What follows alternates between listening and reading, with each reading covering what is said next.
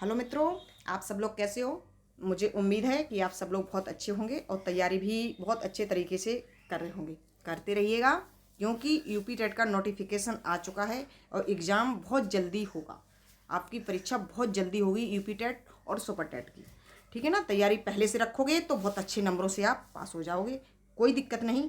इसीलिए आपको यहाँ पर आपको फुल मॉडल पेपर की तैयारी कराई जाती है और कहीं पर आपको पूरे यूट्यूब पर इस तरह की तैयारी नहीं मिलेगी। जो आपको यहाँ पर क्वेश्चन आपके जो करवाए जाएंगे वो आपको ऐसे क्वेश्चन नहीं मिलेंगे।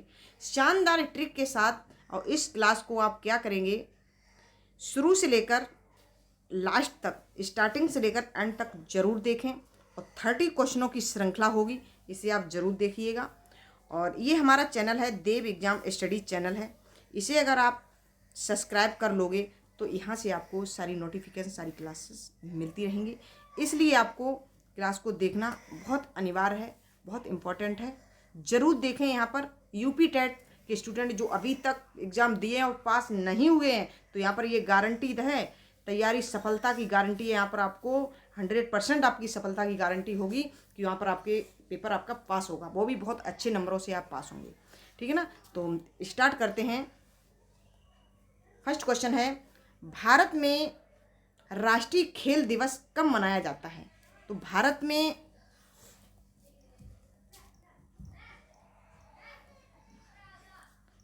में राष्ट्रीय खेल दिवस कब मनाया जाता है। ए है 25 मई, बी है 29 जून, सी है 30 जुलाई, डी है 29 अगस्त। तो इसका करेक्ट आंसर कौन सा होगा। राष्ट्रीय खेल दिवस कब मनाया जाता है, तो ध्यान रखेंगे, राष्ट्रीय खेल दिवस मनाया जाता है 29 अगस्त को। 29 अगस्त को राष्ट्रीय खेल दिवस मनाया जाता है। किनके उपलक्ष्य में मनाया जाता है वो आपको पता होगा। नेक्स्ट क्वेश्चन, क्वेश्चन नंबर 2, विश्व पर्यावरण दिवस 2018 का विषय थीम क्या था। देखो, हर सन की थीम अलग अलग है। 2018 की अलग है और 2020 की अलग है, 2022 की अलग है ना। केंद्र सरकार अलग अलग थीम रखती है विश्व पर्यावरण दिवस की।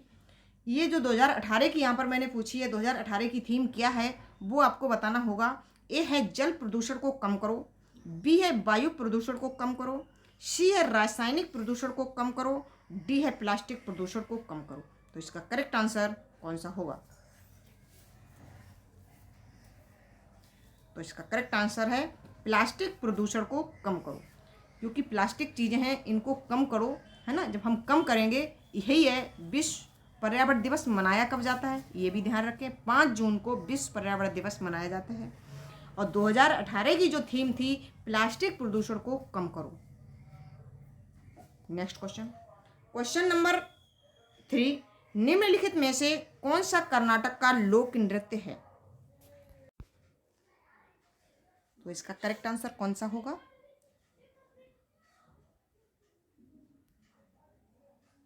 यक्षगान। ध्यान रखेंगे कि निम्नलिखित में से कौन सा कर्नाटक का लोक नृत्य है। यक्षगान। यक्षगान कहाँ का है, ये है कर्नाटक का। और गरबा कहाँ का है, ध्यान रखें, गरबा है गुजरात का। और चरकुला कहाँ का है, उत्तर प्रदेश का। और जवारा मध्य प्रदेश का। ये जो लोक नृत्य हैं, गरबा कहाँ का है, गुजरात का, चरकुला उत्तर प्रदेश का और जवारा मध्य प्रदेश का। ये आपके 4 आंसर हो गए एक क्वेश्चन के।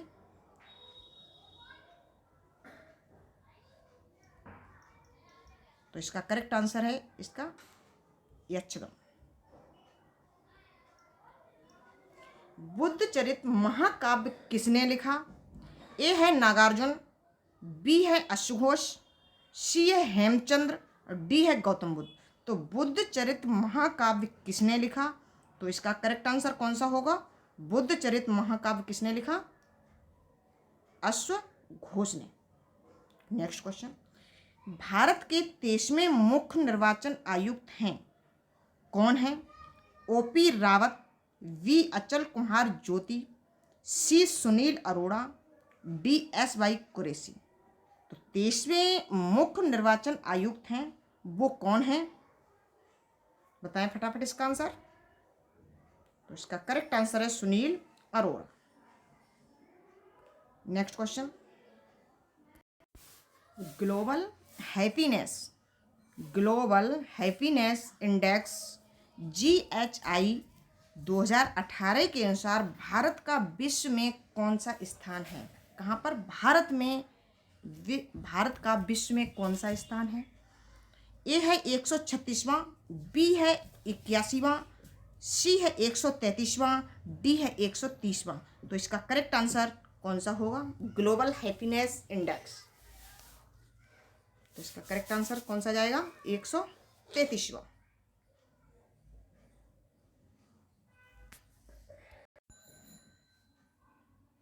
नेक्स्ट क्वेश्चन, नाथ पंथ नामक संप्रदाय के प्रवर्तक कौन थे?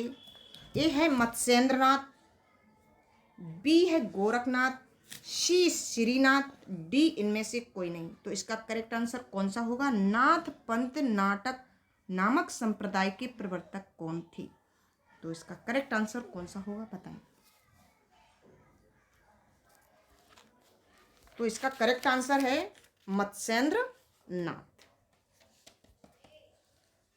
नेक्स्ट क्वेश्चन, मिर्जापुर प्रसिद्ध है। क्वेश्चन नंबर 8, मिर्जापुर प्रसिद्ध है। ए है चरकुला नृत्य के लिए, बी है कजरी के लिए, सी है नकटा के लिए, डी है इनमें से कोई नहीं। तो इसका करेक्ट आंसर कौन सा होगा? मिर्जापुर प्रसिद्ध है। किसके लिए प्रसिद्ध है? तो इसका करेक्ट आंसर जाएगा कजरी के लिए। किसके लिए? कजरी के लिए प्रसिद्ध है। नेक्स्ट क्वेश्चन, निम्नलिखित में से किस राज्य में भारत का 100वां एयरपोर्ट स्थित है? ए है मणिपुर, बी है अरुणाचल प्रदेश, सी है नागालैंड, डी है सिक्किम। तो 100वां एयरपोर्ट स्थित है, वो कहाँ पर है? वो है आपका सिक्किम, जिसकी ऊंचाई है 4500 फुट की ऊंचाई पर स्थित है। इस एयरपोर्ट का नाम है पाक्योंग हवाई अड्डा। क्या है? पाक्योंग हवाई अड्डा इस एयरपोर्ट का नाम है। ये है कहाँ पे? ये है आपके सिक्किम में। और इसकी जो ऊंचाई है वो कितनी है? 4500 4500 फुट की ऊंचाई पर ये स्थित है airport. Next question, question number 10, वर्ष 2018 का रेमन मैगसेसे पुरस्कार किसे प्रदान किया गया? ए है भारत बाटवानी को, भारत नहीं है, सॉरी, यहाँ पर लिख लीजिएगा आप, भारत जहाँ लिखा है तो वहाँ लिख लें आप भारत, ये लिख लीजिएगा आप भारत।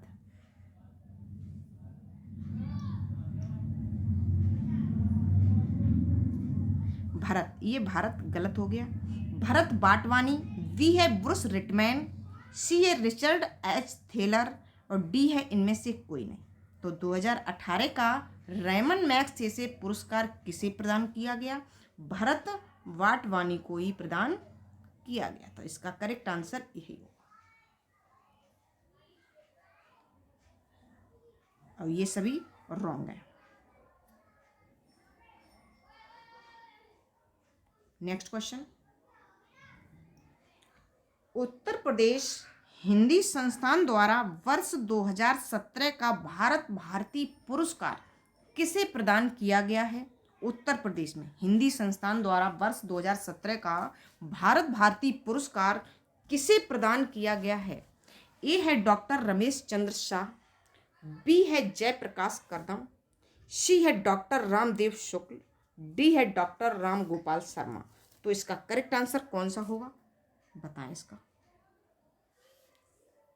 तो इसका correct answer doctor Ramesh Chandra Shah हैं। 2017 का भारत भारती पुरस्कार इन्हें प्रदान किया गया, इससे सम्मानित किया गया था रमेश चंद्र शाह को।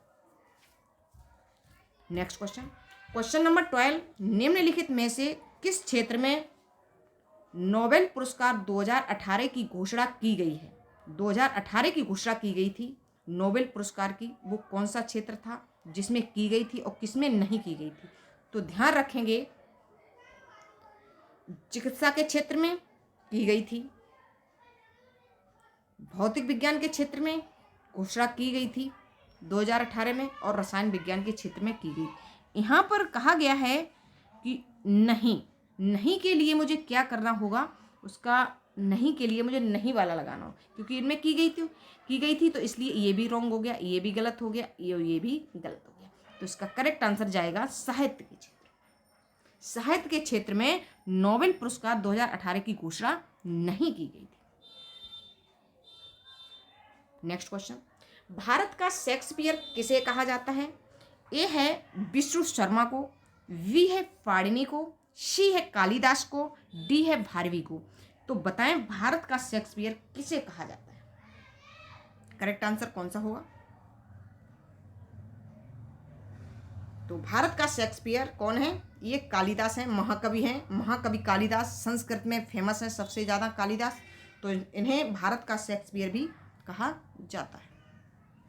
नेक्स्ट क्वेश्चन, क्वेश्चन नंबर 14 14, कुंभ मेले को यूनेस्को की अमूर्त सांस्कृतिक धरोहर, कुंभ मेले को यूनेस्को की अमूर्त सांस्कृतिक धरोहर किस सूची में शामिल किया गया है? वर्ष 2017 में, ए, वी वर्ष 2018 में, सी वर्ष 2012 में, वर्ष 2015 में। तो इसका करेक्ट आंसर कौन सा होगा बताएं।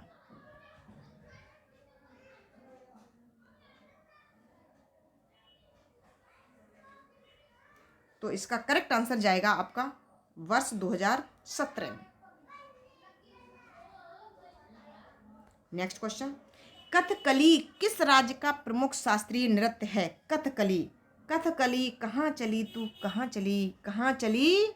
ये देखो केरल में चली। कथकली कथकली कहाँ चली? केरल में चली। तो इसका करेक्ट आंसर जाएगा कौन सा? केरल।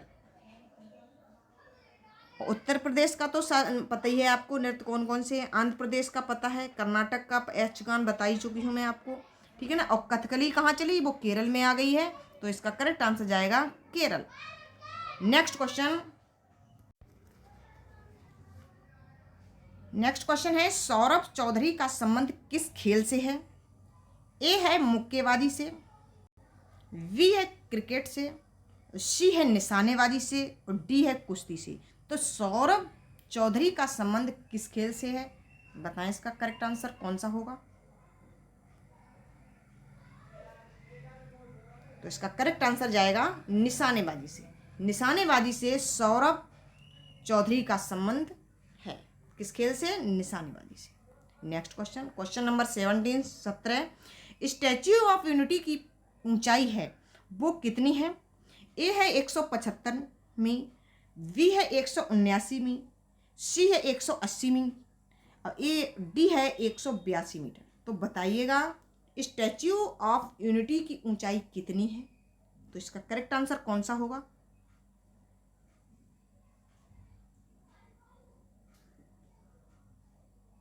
तो इसका करेक्ट आंसर होगा 182 मीटर।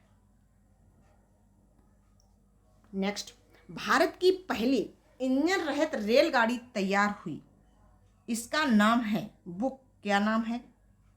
ध्यान देना होगा आपको। भारत की पहली इंजन रहित रेलगाड़ी तैयार हुई है, इसका नाम है A train 11, B train 14, C train 16 और डी ट्रेन 18। तो इसका करेक्ट आंसर कौन सा होगा?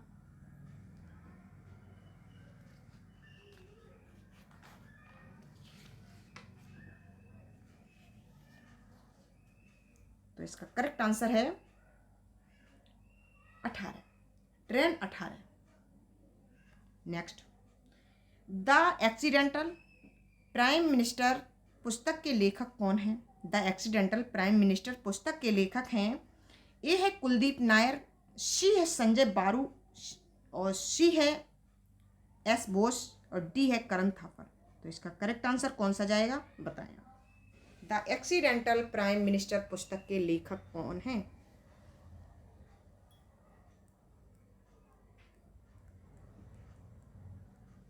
तो इसके पुस्तक के लेखक हैं कौन?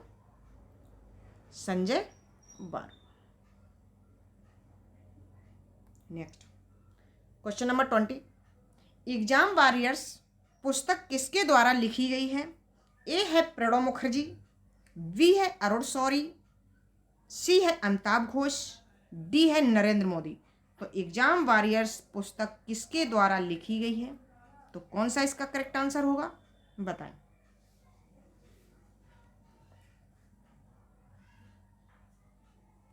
तो इसका करेक्ट आंसर है नरेंद्र मोदी द्वारा।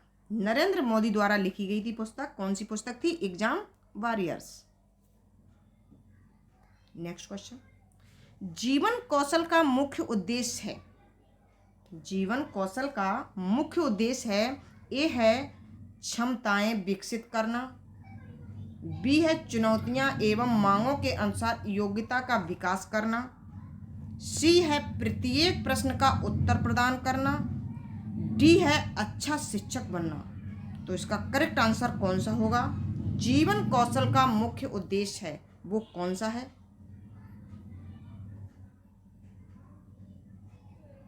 तो इसका करेक्ट आंसर जाएगा वी, ऑप्शन वी, चुनौतियां एवं मांगों के अनुसार योग्यता का विकास करना।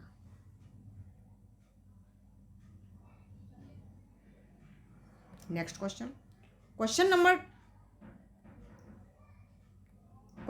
22, अभिप्रेरणा के मूल प्रवृत्ति सिद्धांत के प्रतिपादक हैं। अभिप्रेरणा की बात हो रही है कि मूल प्रवृत्ति के सिद्धांत के प्रतिपादक हैं, कौन है?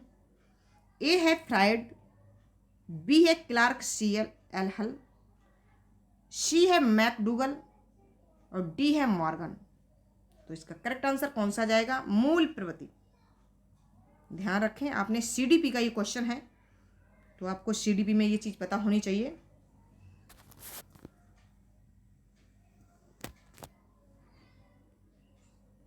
तो ऑप्शन आपका सी करेक्ट आंसर है इसका, मैकडूगल ने कितनी मूल प्रवृत्तियां दी हैं तो आपको यहाँ पर पता होना चाहिए। मैकडूगल ने 14 मूल प्रवृत्तियां दी हैं। किन्होंने दी हैं? ये मैकडूगल रहे हैं, ये मैकडूगल ने ही कितनी दी हैं प्रवृत्तियां? 14 मूल प्रवृत्तियां दी हैं। अगर अभी तक आपने हमारे चैनल को सब्सक्राइब नहीं किया है तो ये हमारा सब्सक्राइब का है बटन, इसे आप सब्सक्राइब कर लीजिएगा। आपका कुछ नहीं जाता, इसमें कुछ भी पैसे आपके नहीं जाते हैं। तो इतनी मेहनत से ये क्लास लाती है तो सब्सक्राइब करना आपके लिए इतना तो फर्ज आपका बनता है, सब्सक्राइब कर लीजिएगा। नेक्स्ट क्वेश्चन, क्वेश्चन नंबर 23, सहानुभूति कौशल में व्यक्ति है दूसरों की परेशानियों को समझता है, बी है दूसरों को पसंद करता है, सी है दूसरों की इच्छा अनुसार कार्य करता है और डी है हमेशा भ्रम में रहता है। तो सहानुभूति कौशल में व्यक्ति है, सहानुभूति कौशल में व्यक्ति है वो क्या है? दूसरों को पसंद करता है, दूसरों की इच्छा अनुसार कार्य करता है, हमेशा भ्रम में रहता है। तो इसका करेक्ट आंसर कौन सा जाएगा? बताइए। तो इसका करेक्ट आंसर जाएगा दूसरों की परेशानियों को समझता है, ए इसका राइट आंसर।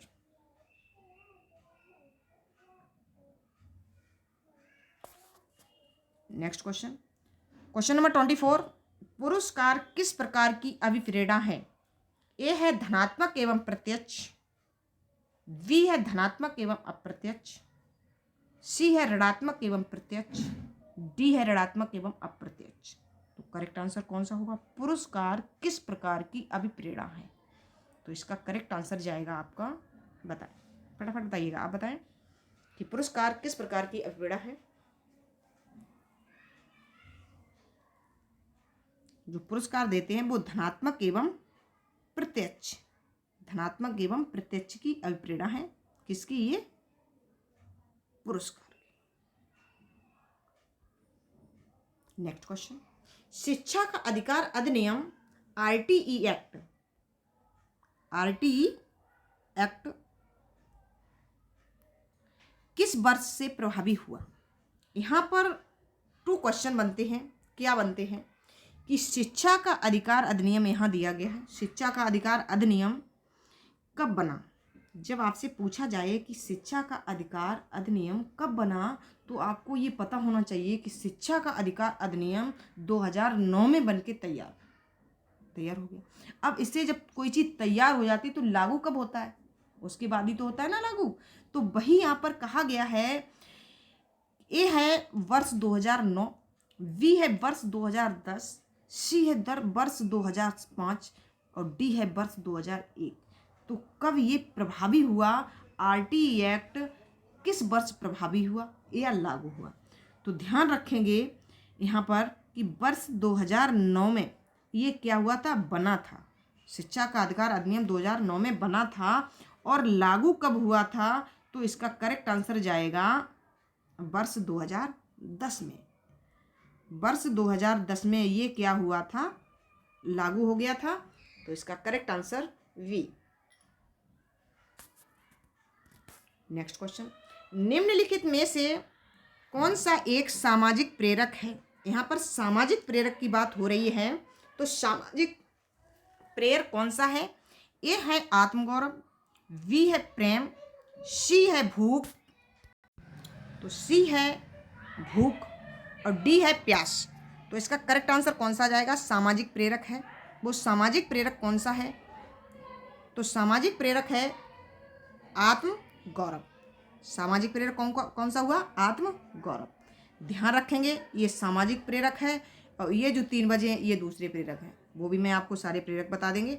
तो फटाफट इन क्वेश्चनों को अच्छे से देखें और कंप्लीट भी करते जाएं। अगर इनको नहीं आता है तो उसे नोट भी जरूर कर लें।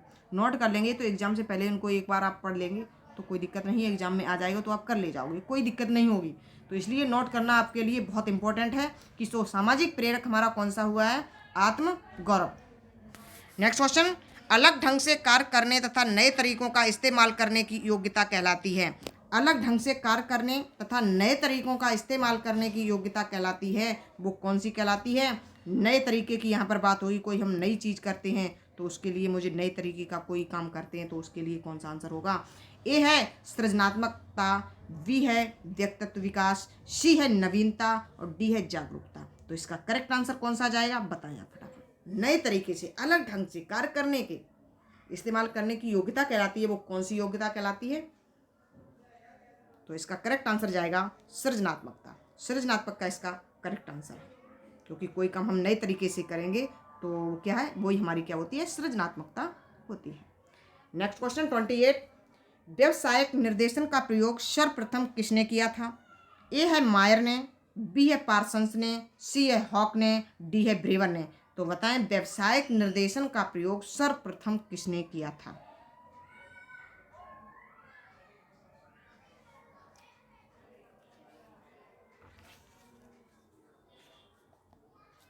तो इसका करेक्ट आंसर जाएगा आपका जो फ्रैंक पार्सन्स हैं, इन्होंने ही व्यवसायिक निर्देशन का प्रयोग किया था। नेक्स्ट क्वेश्चन है 29, बिट का विस्तृत रूप है।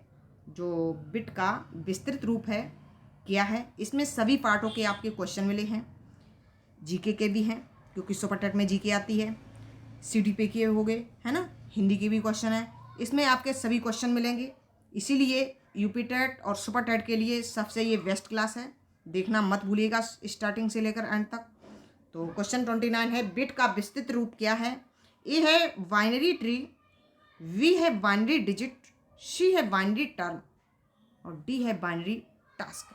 तो इसका करेक्ट आंसर कौन सा होगा?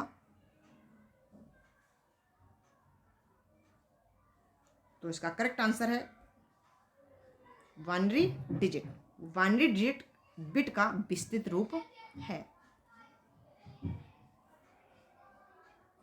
Next question number 30।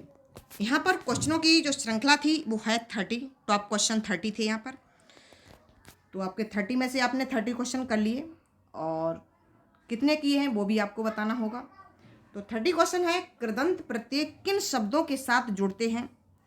ए है संज्ञा, वी है सर्वनाम, सी है क्रिया, डी है अव्यय।